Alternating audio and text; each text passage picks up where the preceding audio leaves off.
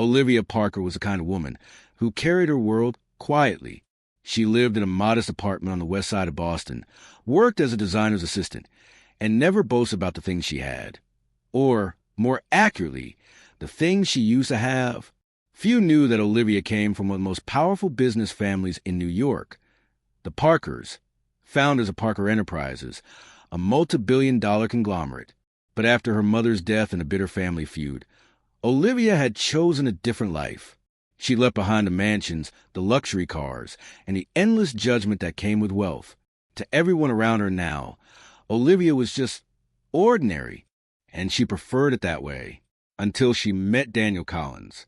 Daniel was charming, the kind of man who said all the right things but meant none of them. He worked in finance, drove a Mercedes, and had the kind of smile that could convince anyone he was the one. To Olivia, though, he seemed refreshingly down-to-earth at first. They met at a charity gala she helped design. He asked her out, and for months, she thought maybe she'd found someone real. But Daniel had other plans. If this story touched your heart, don't forget to like, comment, and subscribe.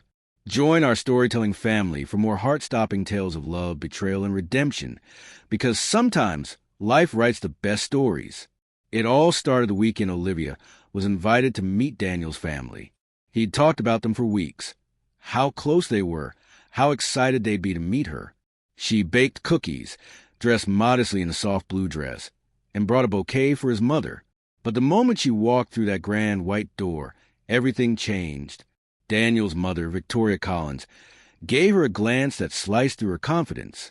His sister, Megan, whispered something under her breath. His father merely nodded, uninterested. Dinner was an interrogation disguised as conversation. "So, Olivia," Victoria began, swirling her wine, "what did you say you do again?" "I work in design, mostly interiors."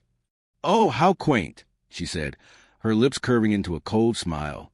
"Not exactly a stable career, is it?" Megan smirked. "Yeah, Daniel usually dates women who are more." She paused, scanning Olivia's dress. Established. Daniel laughed it off, but he didn't defend her. The word gold digger hung in the air that night, unspoken, but sharp as glass. And when Olivia accidentally overheard Megan whispering, "He'll get bored of her.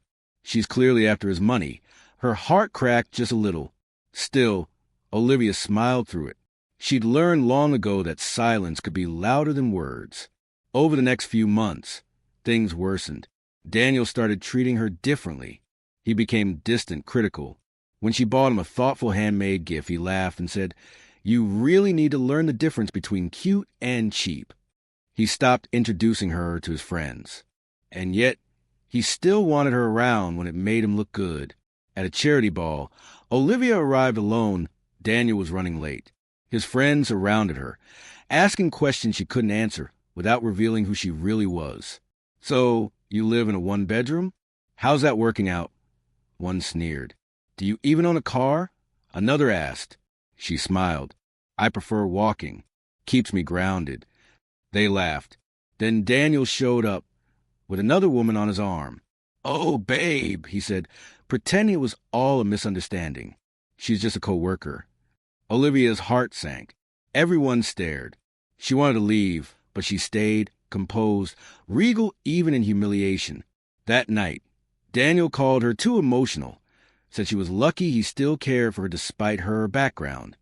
That was the night she ended it, quietly, without tears. But destiny, it seemed, wasn't done with the Collins family yet.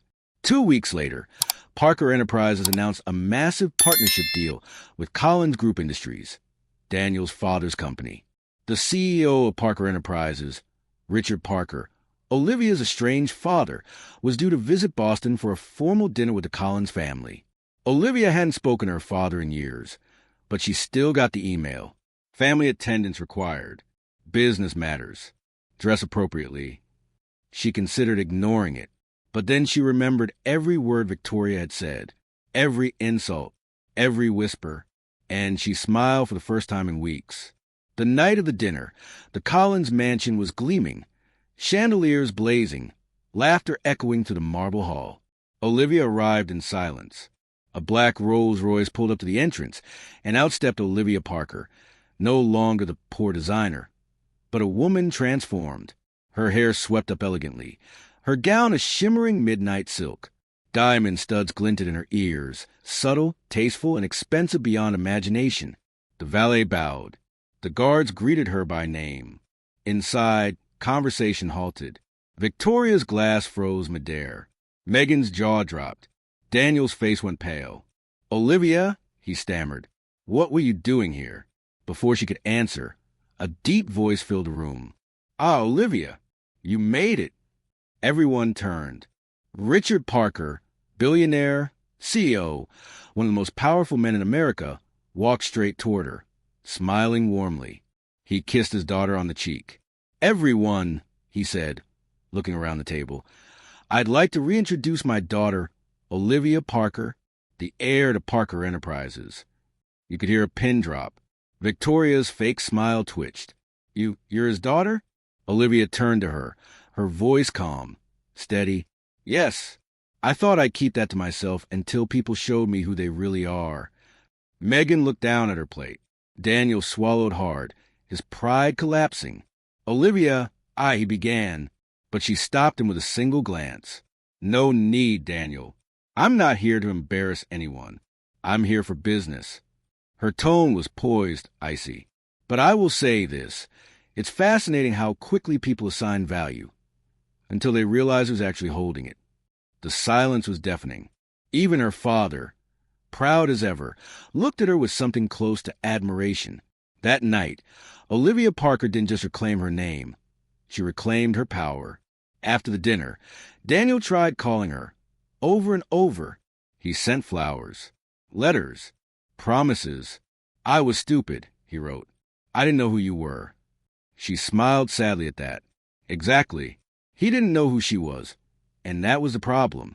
Meanwhile, Victoria tried to make amends, suddenly calling her sweetheart, tried to invite her to charity luncheons.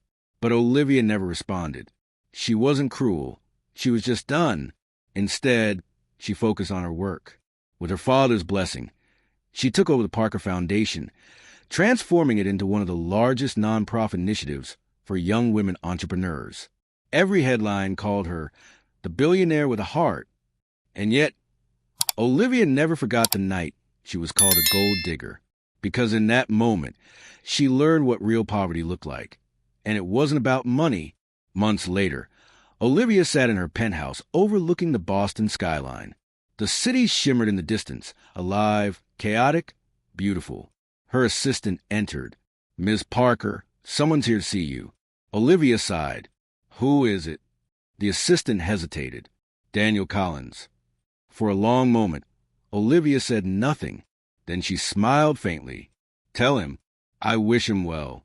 But some doors, once closed, stay closed." She turned back to the window, the light catching her reflection.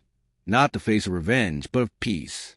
Because Olivia had learned that silence was sometimes the loudest response of all. And as she looked out over the glittering city, her mother's words echoed softly in her mind. "The world will test your worth, sweetheart. But don't waste your breath proving it. Let them see it when it's too late to deny." They called her a gold digger, but she was gold all along, pure, steady, and unshakable. And those who tried to bury her only made her shine brighter.